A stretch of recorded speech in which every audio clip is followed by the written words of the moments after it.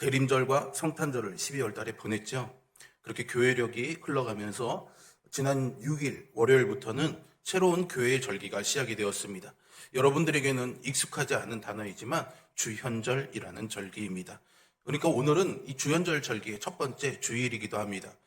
주현절은 간단히 말씀드리자면 예수 그리스도가 하나님의 아들로서 이 땅에 오셔서 자신이 이제 하나님의 아들이라고 하나님 보내신 이 구원 사역을 할 거라고 그런 신적인 권위와 능력이 세상에 이제 드러나게 된 것을 기념하는 날입니다. 그러니까 성탄절이 예수님이 이 땅에 오신 것을 축하하는 절기라면 주현절은 예수님의 그 신성이 그리고 구원의 사역이 세상에 드러나게 된 것을 기념하는 것이죠. 그래서 어두운 세상에 빛으로 오신 주님이 이제 반짝반짝 드러나게 되는 겁니다. 빛이 발하기 시작한 거죠. 그래서 주현절의 이미지는요, 빛입니다. 빛이 그 존재를 가장 잘 드러낼 수 있는 곳은 어디일까요? 아이러니하게도 빛은 어둠이 짙을 때 그 존재감이 더 선명하게 드러납니다. 아무리 작은 한 줌의 빛이라도 어둠이 짙어지면 짙어질수록 그 빛은 더욱 찬란하게 빛나 보이는 법이죠. 그러니 얼마나 큰 빛, 대단한 빛이냐가 중요한 것이 아니라 빛만 있다면 어둠을 물러낼 수 있으니 우리가 두려워할 필요가 없습니다. 문제는요, 우리가 이 빛을 찾아내는 것이 아니라 이 빛은 찾아오는 것이다라는 점입니다. 아무리 우리 안에서 이 빛을 찾아내 들춰내려고 해도 우리는 사실 죄라는 이 어두움에 사로잡혀 있으니까 사실은 이 일에 늘 실패할 수밖에 없죠. 사사시대의 끝자락을 지나던 사무엘이 처했던 상황이 그러했습니다. 사사기 17장 6절에 보시면 그때에는 이스라엘에 왕이 없었으므로 사람마다 자기 소견에 옳은 대로 행하였더라 말하죠. 사람마다 자기 소견에 옳은 대로 행했다라는 이 말은 사람들의 마음을 한 뜻으로 한 마음으로 붙잡을 만한 기준이 없었다라는 것이죠. 무엇을 어떻게 하고 어디로 가야 되는지 길을 잃어버린 사람들이 천지였던 것입니다. 눈을 뜨고 있지만은 아무것도 볼 수 없을 만큼 짙은 어둠이 이스라엘을 덮고 있었던 것이죠. 그런 답답한 시대를 바로 보여주는 상징적인 인물이 오늘 본문의 제사장인 엘리라는 사람입니다. 2절에 보시면 엘리가 잠자리에 누워있을 때라고 본문을 시작하는 성서 기록자가 그는 이미 눈이 어두워서 잘 볼 수가 없었다라는 말을 덧붙이고 있죠. 여러분, 제사장의 역할이 무엇입니까? 백성들이 길을 잃어버리면은 하나님께로 나아가는 길을 볼 수 있도록 도와줘야 되는 사람이지 않습니까?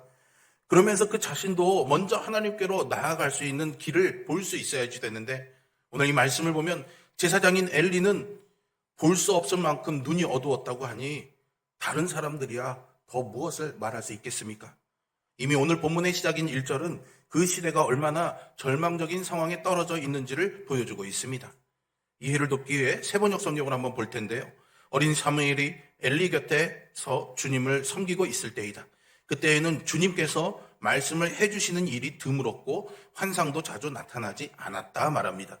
주님이 말씀해 주시는 일이 드물었다라는 말을 우리가 가지고 있는 개역개정 성경에서는 말씀이 희귀했다라고 번역하고 있습니다. 이 표현을 보면 하나님이 마치 입을 다무시고 나 이제 아무 말도 안 해 라고 등 돌아서 있는 것 같아 보이지만요, 사실은요 하나님의 말씀이 선포되고 들려지고 있었지만 사람들의 귀에 이 하나님의 말이 하나님의 말씀으로 들리지 않았다라는 뜻으로 우리가 읽어야 하겠습니다. 세상은요 자기가 뜻을 이루고 자기가 원하는 것을 이루는 것을 소위 성공이라고 말합니다. 그래서인지 늘 사람들은요 자기 생각대로 말하려고 하고 자기 생각대로 하려고 하지 누군가의 이야기를 잘 들으려 하지 않습니다. 그러다 보니까 목회자들도 성도들도 교회도 모두 다 제각각의 생각인 것은 마찬가지인 거죠. 이렇게 해왔고 저렇게 해왔다는 식으로 그런 모든 일들을 처리할 뿐, 법이 이러니까 이렇게 해야 된다라고 말할 뿐, 도무지 하나님께서 뭐라고 말씀하시는지 들어보겠다는 사람을 찾아보기가 어렵습니다. 이런 말씀을 드리면 여러분들은 아마 분명히 새해가 시작됐으니까 목사님이 성경책 많이 읽으라고 이 말씀 하시는구나 라고 생각하시겠지만 그렇게 들으시면 안 됩니다. 여러분 말씀을 듣는다는 것이 단순히 성경을 많이 읽는 것이라면 엘리와 엘리의 두 아들은 어떻습니까? 엘리의 두 아들은 앞으로 아버지로부터 제사장직을 물려받을 테니 아마도 아버지에게서 혹독하게 이 양피지에 기록된 성경 말씀을 읽도록 훈련받았을 것입니다. 하지만 그 두 아들이 어땠습니까? 하나님의 뜻대로 살지 않았습니다. 엘리 제사장은 또 어떻습니까? 심지어는 그는 제사장이었으니 얼마나 말씀을 많이 읽었겠습니까? 말씀을 많이 읽고 설교도 많이 들었는데 거룩하신 하나님에게서 듣는 마음은 어두워져 있었던 것입니다. 성경을 그렇게 가까이 하고 읽기는 하지만 지금 여기에서 주시는 그 하나님의 말씀이 들리지 않았던 탓인 거죠. 그렇다고 여러분 성경 읽기가 중요하지 않다는 말이 아닙니다. 성경 말씀을 통해 하나님의 마음이 이렇다는 것을 알면은 그 말씀을 베이스로 해서 우리의 마음에 하나님께서 하시는 말씀이 반드시 들려오게 되어 있습니다. 문제는 문자에만 사로잡혀 있고 하나님이 지금 나에게 하시는 그 말씀에 귀를 열어놓고 있지 않기 때문에 성경을 읽어도 기도를 해도 예배를 드려도 여전히 우리의 삶과 우리의 생각들은 하나님의 것 아닌 세상의 것에서 맴돌고 있을 뿐이죠. 사실은요, 우리가 빛을 잃어버렸기 때문입니다.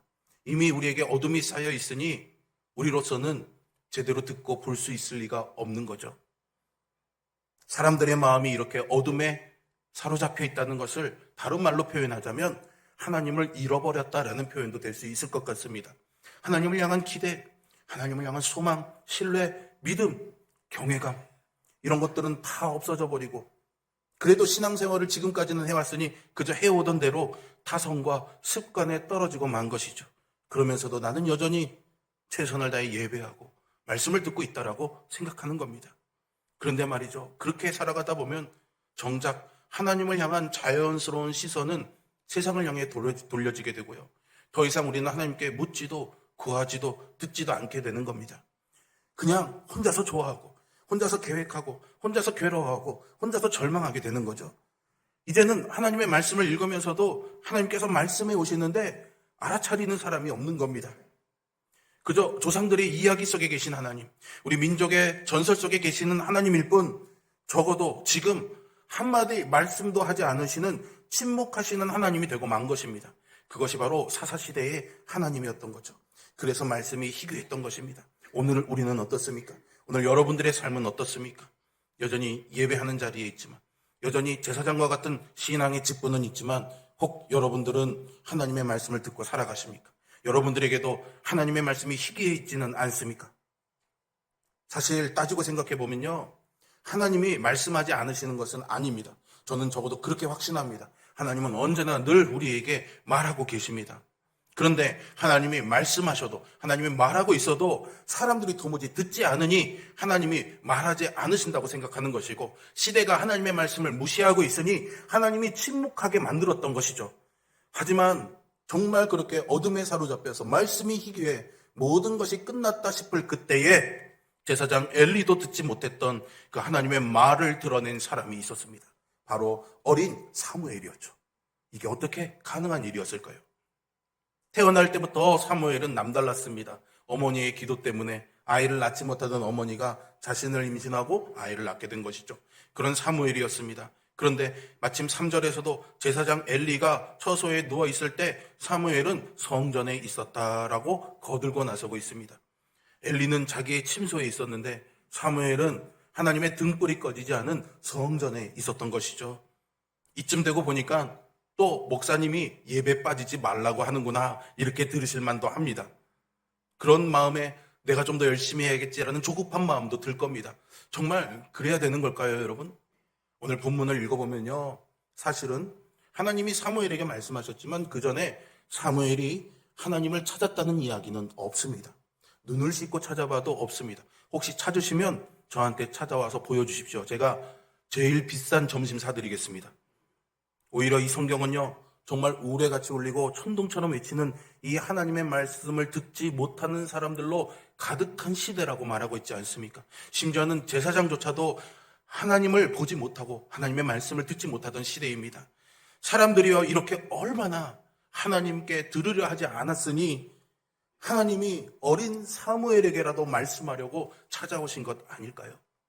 그렇게라도 하지 않으면 속이 터져버릴 것 같아서, 그렇게도 하지 않으면 이 백성과의 관계가 끊어질 것 같아서 애달팠던 것은 하나님 한 분뿐이었습니다. 그래서 저는 오늘 본문을 사무엘이 하나님의 말씀, 하나님의 음성을 들었던 사건으로 읽지 못하겠습니다. 그날 말하기 위해서, 말씀하기 위해서 하나님이 사무엘을 찾아와 주셨던 것이죠. 그럼 오늘 우리에게도 예수님이 찾아와서 말씀해 주시는 줄로 믿습니다. 우리는 하나님이 사람을 찾아오시는 분이라는 것을 예수님을 통해서도 발견할 수 있기 때문이죠. 복음서를 읽다 보면 주님은 언제나 사람들을 찾아오셨습니다. 요한복음 1장 4장에 보시면 예수님을 빛이라고 말하고 있습니다. 즉 예수님은요 빛으로 사람들에게 찾아오셨습니다. 그리고 이어지는 요한복음 1장 43절의 말씀을 보시면 이 빛을 발견했던 제자들 중에 빌립이라는 사람이 언급되고 있습니다. 빌립은 나를 따르라라는 주님의 말을 들었습니다. 주님의 말을 들었습니다. 그리고 그 말에 응답했습니다. 그리고 제자가 된 것이죠. 그리고 그 다음은 그의 벗이었던 나다나엘에게 이어지게 됩니다. 빌립은 이 기쁜 소식을 곧장 친구에게 전달하기 위해 찾아갔지만 나다나엘은 이 친구의 말을 곧이곧대로 듣지 않았습니다. 말을 듣지 않은 겁니다. 아무리 생각해도 나사렛 같은 촌동네에서 우리를 구원할 메시아 같은 위대한 분이 나올 거라고는 그가 가진 선입견으로는 도저히 이해가 되지 않았기 때문에 그 선입견이, 그의 판단이, 그가 가진 그의 생각이 믿음의 말을 막은 것이죠. 사실 나다나엘의 입장에서는요 빌립의 이야기라든가 예수님의 말씀만 듣고서 당신은 우리를 구원할 메시아이시군요 라고 반응하기는 쉽지 않을 것 같습니다. 마치 우리가 지금 말씀을 듣는다고 해서, 복음을 듣는다고 해서 모두가 다 아멘 하며 응답하는 것은 아니니까 말이죠. 오히려 시대의 가르침이나 우리의 기준이나 생각, 우리의 경험과 합리성이 비춰본다면 하나님이 우리에게 주시는 이 말씀이 늘 믿op지 않을 때가 많습니다. 그런데 말이죠, 이 모든 것들이 뒤집어질 때가 있습니다. 그때가 언제냐면 예수님을 만났을 때입니다. 예수님을 인격적으로 만나게 되면 이 모든 것들이 뒤집어집니다. 그래서 나다나엘에게 예수님을 만나는 순간 그는 틀렸던 것이고 그의 친구 빌립의 말이 옳은 것이 됩니다. 이전까지는 몰랐는데, 이해되지 않았는데, 믿을 수 없었는데, 그런데 그가 예수님을 만나고 믿게 되었고 주님이 자신에게 너무나 특별한 분이 된 것이죠. 그를 변화로 이끌었던 말씀은 바로 이것입니다. 요한복음 1장 48절 하반절의 말씀입니다. 빌립이 너를 부르기 전에 내가 무화과 나무 아래에 있을 때 보았노라. 이 말씀은요 주님이 무슨 천리안 같은 신통한 능력이 있다는 것을 말해주고 싶어서 하신 말씀이 아닙니다. 바벨론에서 예루살렘 성전이 파괴되죠. 이제 유대인들이 하나님을 만나기 위해서 나가야 될 장소가 없어진 겁니다. 그래서 유대 땅에 남아있던 사람들이나 바벨론으로 포로로 끌려간 사람들이나 더 이상 이 성전에 모일 수가 없었으니 하나님의 음성을 들을 곳도 없어져 버리고 만 겁니다. 구심점을 잃어버린 유대인들이 어떻게 해서든 우리가 말씀을 들어야겠다라고 생각해서 성인 남자 10명만 모이면은 시나고그라는 모임을 만들었던 겁니다. 그게 바로 우리가 아는 회당입니다. 이 회당에 모여서 하나님이 무슨 말씀을 하셨는지 말씀을 읽고 강론하고 토론을 한 것이죠. 때로는 이 회당에 사람이 모이지 않게 되면 무화과 나무 아래 같은 곳에 자리를 잡고 조용히 말씀을 묵상하곤 했던 것입니다. 나다나엘은 바로 그런 사람이었던 거죠. 하나님의 말씀을 듣고 싶어서 무화과 나무 아래에 있었던 것입니다. 하지만요, 그 하나님을 향한 간절함만 있을 뿐이지 사람들 보기에는 그냥 이 절박한 상황에서 한가로이 무화과 나무 아래에서 말씀만 읽고 있는 무기력한 모습으로 보일 수밖에 없었죠. 그런 나다나엘의 안타까움을 꼭꼭 감추었던 그의 목마름과 애탐을 보신 분이 있었습니다. 바로 예수 그리스도시죠. 내가 무화과 나무 아래에 있을 때 내가 너를 보았다. 그 마음을 보신 겁니다. 그 모습을 보신 게 아니라 하나님, 나는 하나님의 말씀, 하나님의 말을 듣기를 원합니다. 그 마음을 주님이 보셨던 겁니다. 그렇게 주님은 그 마음을 향한 하나님의 말을 듣기를 원하는 그의 마음을 찾아내셨고 그동안 자신의 그 어두움에 쌓인 삶에 풀어내지 못하고 그저 마음에 쌓아와야만 했던 그 답답하고 굳어진 마음의 물꼬를 주님이 더 열어놓으신 거죠. 그리고 서럽게 흔을 깨우는 그의 마음을 다독여 주셨습니다. 그렇게 사람을 찾아오셔서 주님이 하시는 일이란 게 늘 한결같습니다. 주님을 만난 이후에 어부였던 베드로는 교회의 반석이 되죠. 세관에 앉아있던 레위도 요한이나 빌립도 어둠이 쌓인 이 세상에 복음을 전하는 빛이 되었습니다. 예수님을 만나기 전에는 그저 저 시골의 촌부 같았던 그들이 교회의 반석이 되고 어두운 세상에 빛이 된 것이죠. 이전까지 베드로를 비롯한 제자들 안에 그런 가능성을 발견한 사람은 주님 말고는 없었습니다. 그들은 모두가 다 사는 게 다 그런 거지 라고 체념하고 절망하면서 마음에는 온통 굳은 살이 배어서 딱딱해지고 마음이 굳어갈 때쯤 그들이 예수님을 만난 것이죠. 그리고 주님이 그들에게 나를 따르라 말하셨습니다. 그들을 당신과 함께하는 삶으로 초대하신 겁니다. 그들에게 무슨 일을 맡기려고 이런저런 일을 시키려고 해서가 아닙니다. 심지어는 하나님 나라의 일꾼을 세우기 위한 목적도 아니었습니다. 그냥 당신의 곁을 그들에게 내어주신 겁니다. 주님께서 그들을 베드로야, 빌립아, 나다나엘아, 요하나, 야고보야 이렇게 그들 각자의 이름으로 불러주셨던 것을 보면 분명합니다. 하나님께서 지으셨던 사람, 보시기에 좋았던 그 하나님의 형상, 천하보다 귀하게 빚으신 하나님의 자녀답게 세우는 일이 먼저였던 것이죠. 주님은 사람들 안에 담겨져 있는 이 소중하고 아름다운 것들을 있는 그대로 보아주시는 분이셨기에 주님을 만난 사람들은 곧장 그 하나님의 사랑에 감동할 수밖에 없었던 겁니다. 사도 바울도 주님의 부르심에서 인생의 위로를 받고 어떻게 살아야 하는지의 답을 찾았던 사람입니다. 예수님을 만난 후에 세상을 바라보던 바울의 눈이요 완전히 새로워졌습니다. 그래서 그는 고린도전서 6장 12절에서 이렇게 고백합니다. 모든 것이 나에게 허용되었습니다. 그러나 모든 것이 유익한 것은 아닙니다. 모든 것이 나에게 허용되어 있습니다. 무슨 말인지 여러분들 잘 이해가 안 되시죠? 잘 설명해 드릴 테니까 들어보십시오. 그동안 바울은요, 자기가 무엇을 해내고 무엇을 이루어내야만 제대로 사는 거라고, 그렇게 살아야 하나님께 인정받는 거라고, 소위 사람 구실, 하나님의 자녀 구실한다고 생각해 왔습니다. 심지어는 하나님께조차도 이만큼 내가 업적을 쌓고 저만큼 인정받아야 사람 대접받으며 살 수 있다고 생각하고 살아왔던 거죠. 그래서 누구보다 열심히 살았고 누구보다 최선을 다해서 달려왔지만 늘 혼자 있을 때면 허기지고 지치고 무거운 정죄감에 짓눌려 있었습니다. 무엇 하나 자기에게 허락되는 것이 없었던 거죠.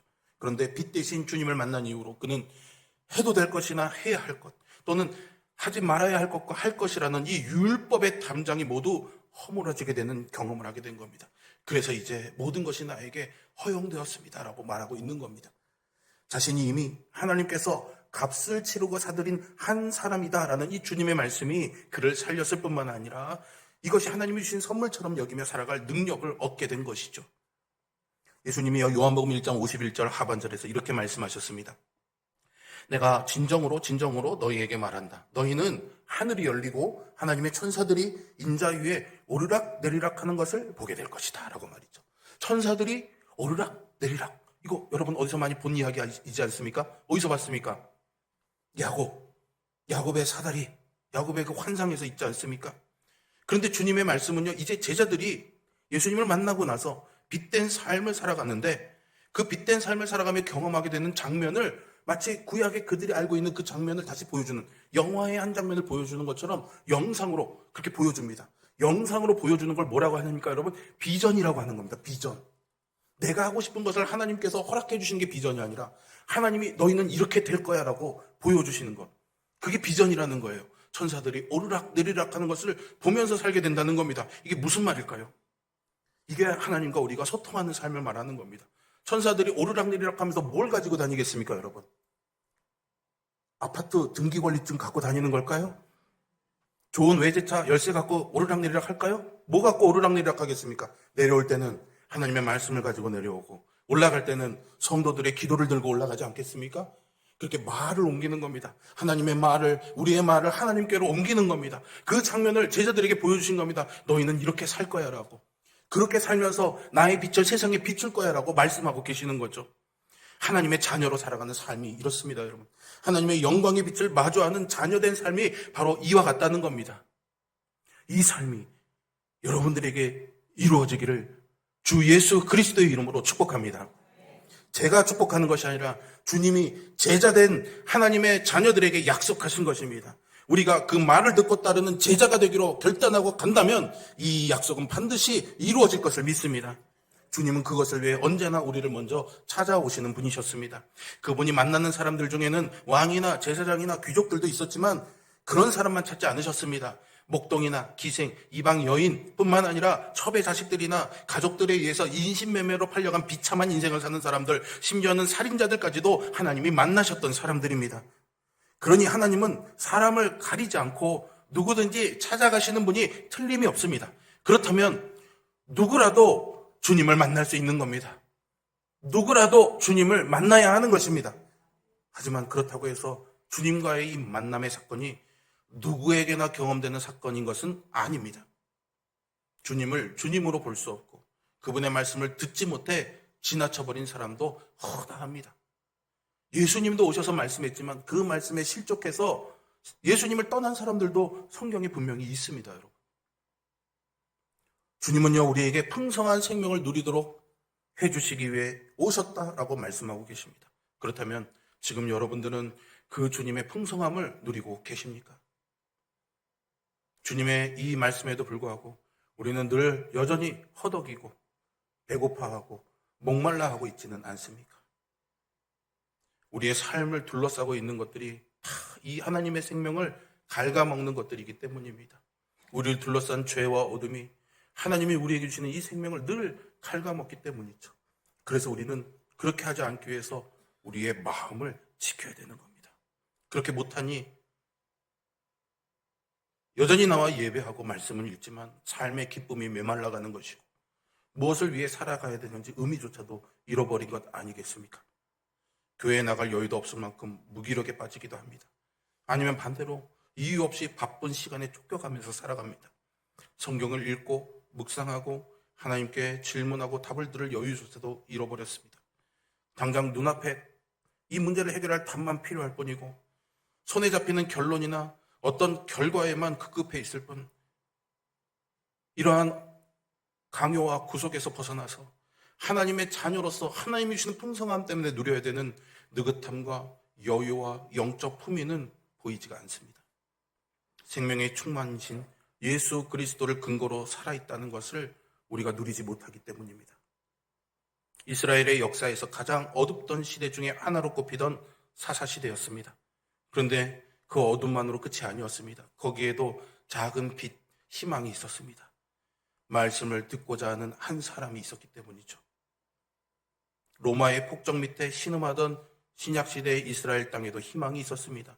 모아가 나무 아래에서 하나님의 말씀을 듣고 싶어 했던 나다나엘 같은 사람이 있었기 때문이죠. 하나님의 위로, 하나님의 구원의 말씀을 듣고자 하는 이들이 있었기 때문입니다. 아직도 하나님의 구원을 보고자 하는 이들, 그래서 하나님께로부터 듣고자 하는 이들, 그분의 부르심 앞에서 아멘 하고 싶어 하는 그런 사람들이 있다면 우리 하나님께서는, 우리 주님께서는 포기하지 않으시고 기꺼이 찾아오실 것을 믿습니다. 그분이 바로 예수 그리스도이십니다. 그 주님이 이곳에 우리와 함께하고 계십니다. 억눌린 어둠에 짓눌린 시대를 가로질러서 언제나 그런 사람들을 찾아내기 위해서 빛으로 오신 주님이 우리와 함께하고 계십니다. 여러분들에게 묻습니다. 여러분들은 듣고자 하는 마음이 있습니까? 기꺼이 그러시겠습니까? 오늘 저는 그 마음을 한 가지 나누고 이 설교를 마치려고 합니다. 지난 신년 기도회 때 우리는 참으로 놀랍고 은혜로운 주님의 말을 많이 들었습니다.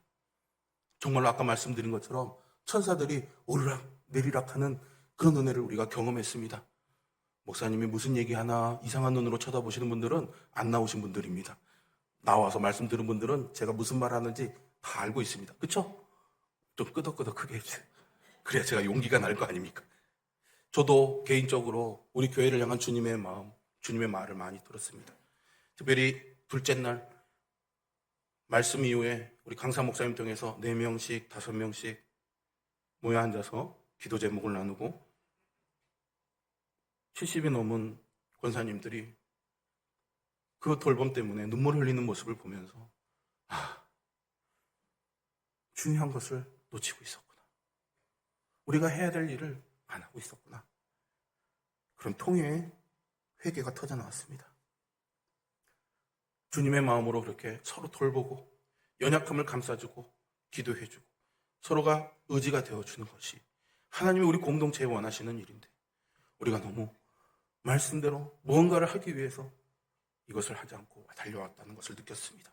그러면서 마태복음 18장에 두세 사람이 내 이름으로 모인 그곳에 나도 그들 중에 있겠다라는 이 말씀을 주셨습니다. 두세 사람이 모여서 기도할 때 주님이 거기에 함께 해주신답니다.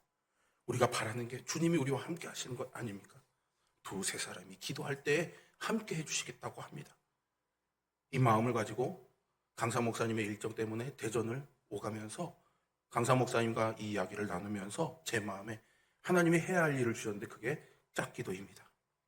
서로의 기도 제목을 들어주고 오롯이 그 기도 제목을 위해서 그 사람을 위해서 손을 얹어주고 안아주고 그렇게 기도하면서 위로해주고 위로받는 그 모습, 그것이 하나님이 우리 홍천 성결교회를 통해 세우고 싶어하는 교회의 모습이라는 비전, 장면을 저에게 보여주셨습니다.